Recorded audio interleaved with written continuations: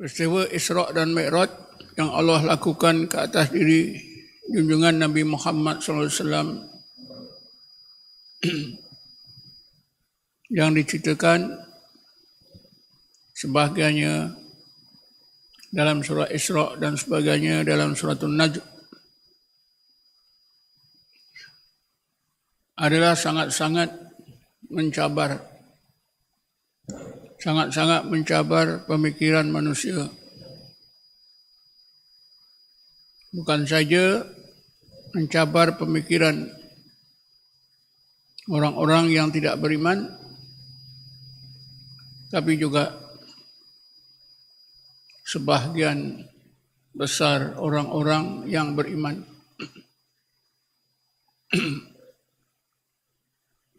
Apatah lagi di zaman kemajuan sains dan teknologi pada masa sekarang yang segala-galanya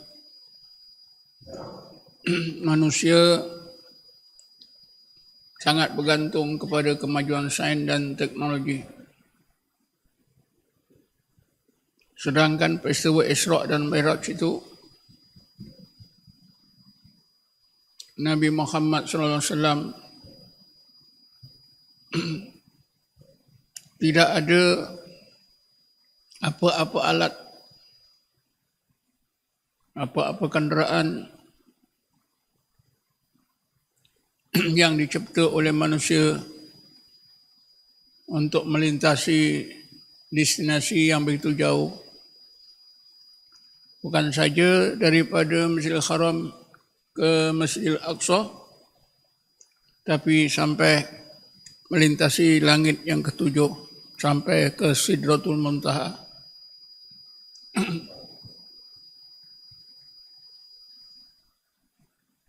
Mungkin di antara kita masih meragukan lagi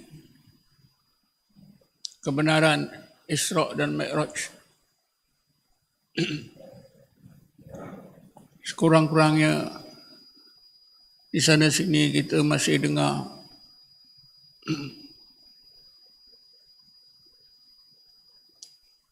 suara-suara sumbang daripada setengah orang Islam mengenai Isra' dan Mi'raj.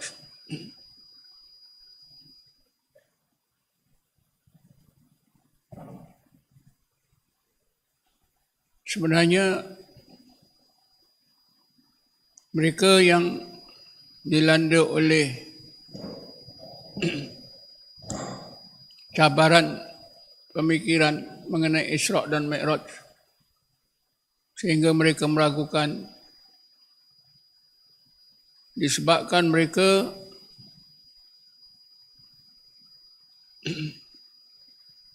tidak mampu menggunakan akal dan tidak mampu menggunakan hati.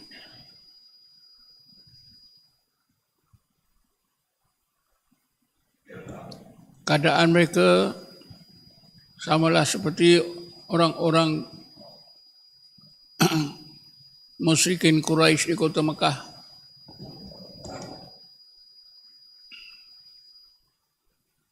Tidak mahu menerima seruan Islam yang dibawa oleh Rasulullah. Dan apatah lagi kebenaran Isra' dan Mi'raj.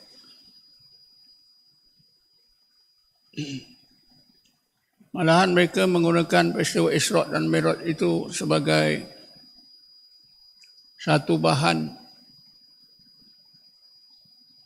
satu bukti untuk menolak Nabi dan ajarannya.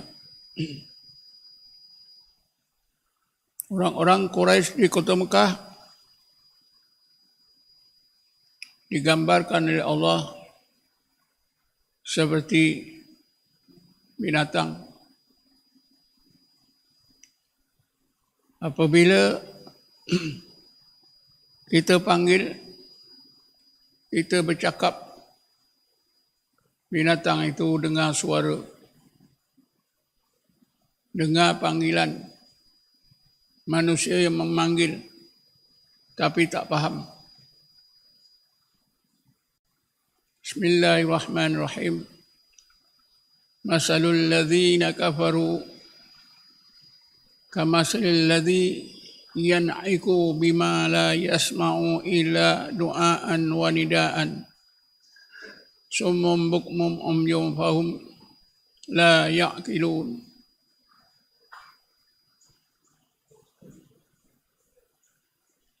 Bandingan orang-orang kafir yang berada di kota Mekah, yang diajak oleh Rasulullah SAW supaya menerima dan beriman terhadap ajaran Allah. Mereka itu, ajakan Rasulullah SAW itu seperti juga ajakan kepada binatang yang hanya mendengar panggilan dan laungan manusia saja. Binatang itu tak faham, tak tahu. Maka orang-orang kafir Quraisy itu buta, pekak dan tuli. Buta, pekak dan tuli. Fahum la ya'qilun. Mereka tidak mampu menggunakan akal untuk menerima seruan Islam yang disampaikan oleh Rasulullah SAW. Begitulah ibaratnya manusia-manusia yang menolak peristiwa Isra' dan Mi'raj. Mereka adalah summum bukmum umyum fahum la ya'qilun, buta, pekak dan tuli, tidak mampu menggunakan akal untuk menerima kebenaran Isra' dan Mi'raj.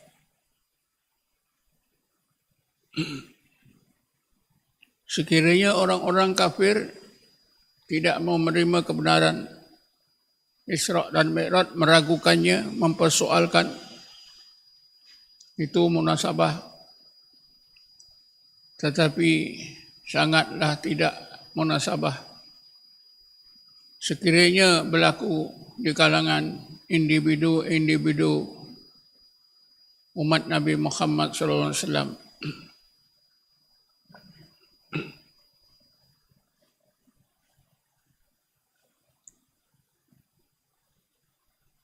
Sebenarnya kejadian Isra' dan Mi'raj, walaupun nampaknya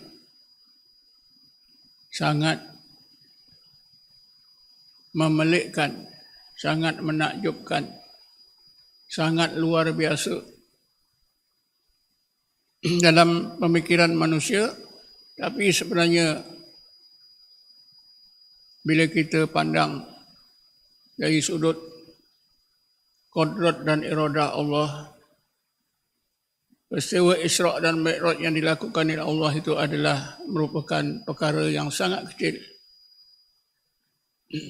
Perkara yang sangat kecil. Kerana seluruh alam semesta yang kecil yang besar, semua diurus oleh Allah Subhanahu wa Ta'ala. Perjalanan semua cakrawala, bulan, bintang, matahari dan seluruh galaksi yang menurut penemuan yang terakhir menegaskan bahawa galaksi terdapat, bilangan galaksi terdapat berjuta-juta galaksi. Semuanya ditadbir, diurus oleh Allah dengan qudrat dan iradahnya. Berjalan jutaan tahun. Sekiranya kita fikirkan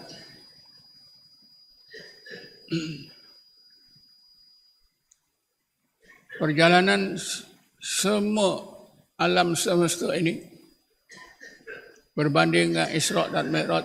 Isra' Mi'raj itu adalah perkara yang kecil.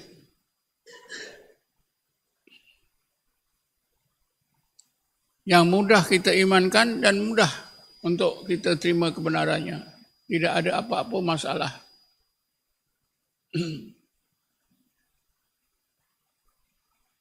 Kejadian diri kita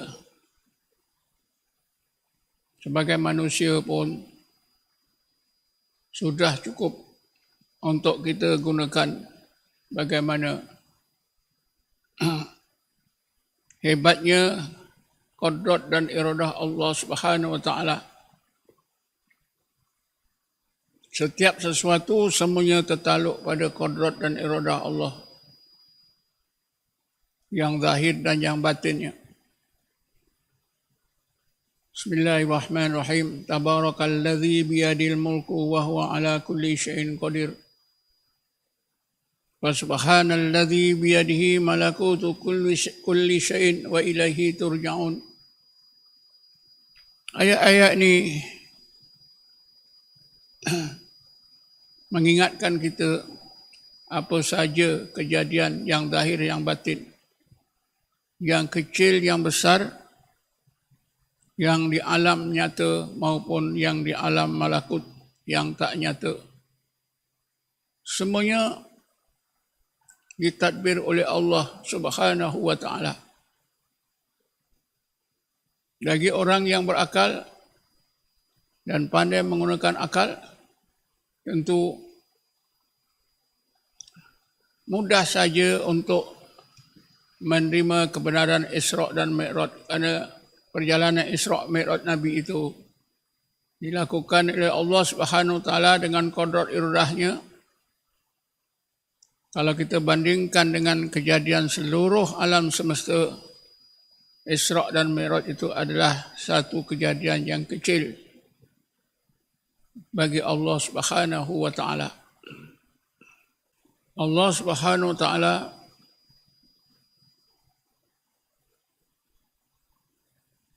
telah pun membukakan rahsia penerokaan angkasa lepas,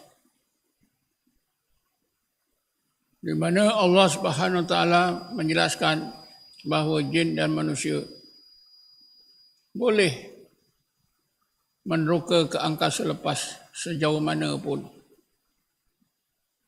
tetapi mestilah memenuhi syarat-syarat. Allah Ta'ala berfirman, Ya ma'syaral jinni wal insi, wahai gulungan jin dan manusia, ini istata'tum an tanfudu aqtaris samawati wal ard. Sekiranya kamu mau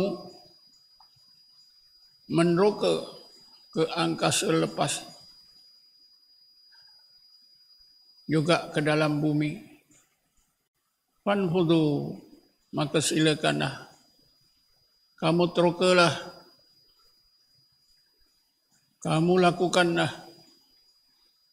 La tanfuduna illa bisultan, tetapi kamu tak akan berjaya melakukannya kecuali dengan satu kekuatan. Ini bermakna kalau manusia mempunyai persiapan yang mampu membawa mereka mengembara di angkasa lepas, maka manusia boleh mengembara di angkasa lepas.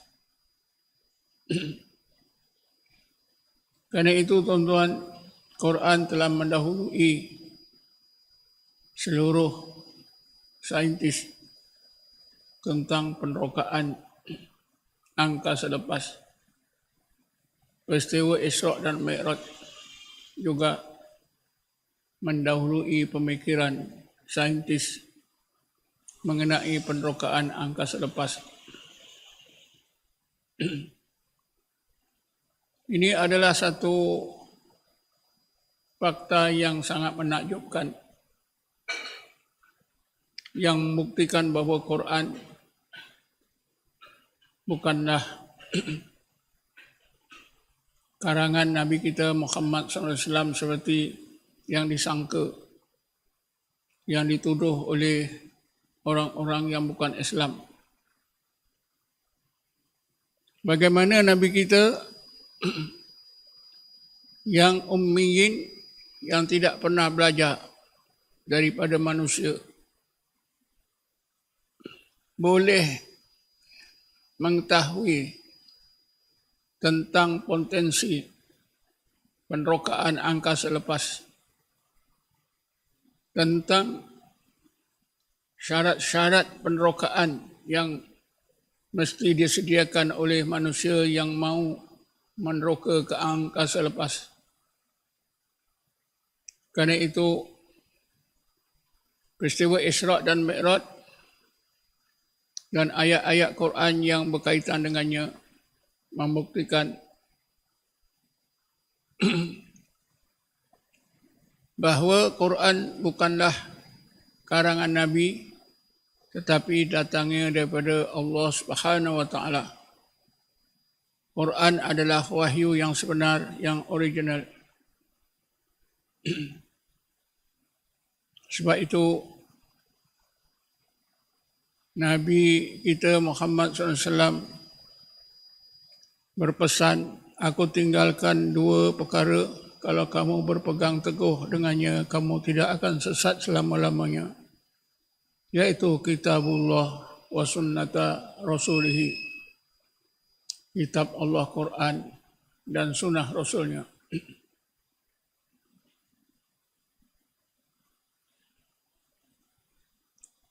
Sebenarnya banyak pengajaran yang tidak habis-habis berkaitan dengan peristiwa Isra' dan Mi'raj.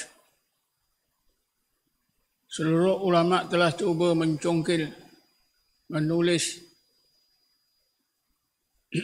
mengungkapkan mengenai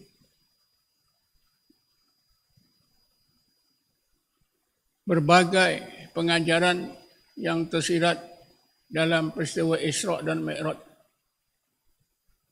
Beratus-ratus buku telah ditulis dan setiap masa para ulama menyebutnya. Tapi ada saja rahsia-rahsia Isra' Mi'raj ini yang belum terungkap, yang belum diketahui oleh manusia. Rahsia yang tersirat dalam peristiwa Isra' dan Mi'raj adalah terlalu luas, terlalu dalam.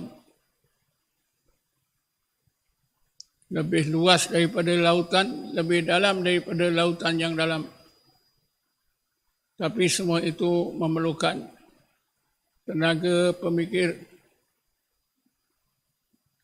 ulama Islam yang benar-benar mampu menggali, mencongkil berbagai hikmat yang tersirat dalam peristiwa Isra' dan Mi'raj.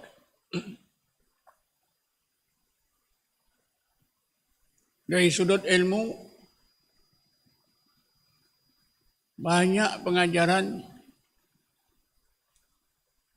yang belum kita ketahui.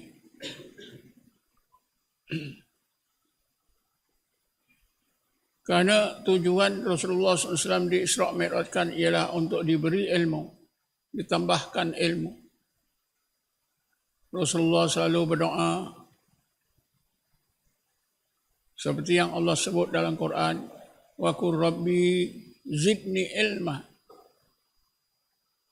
Ya Muhammad, kalau engkau berasa kurang ilmu, maka engkau doalah, ya Allah, ya Rabbi, tambahkanlah ilmuku. Maka dengan doa Rasulullah SAW ini, Allah terima, Allah kabulkan. Maka antara cara Allah menambahkan ilmu baginda SAW ialah dengan cara di Isra' Mi'rajkan. Sebab itulah tujuan Rasulullah di Isra' Mi'rajkan itu seperti yang disebut dalam ayat pertama surah Isra'. Bismillahirrahmanirrahim. Linuriyahu min ayatina. Supaya kami Allah ajarkan, perlihatkan, tunjukkan, fahamkan sebahagian daripada tanda-tanda kewujudan kami, keagungan kami dan kesempurnaan kami sebagai Rabbul Alamin.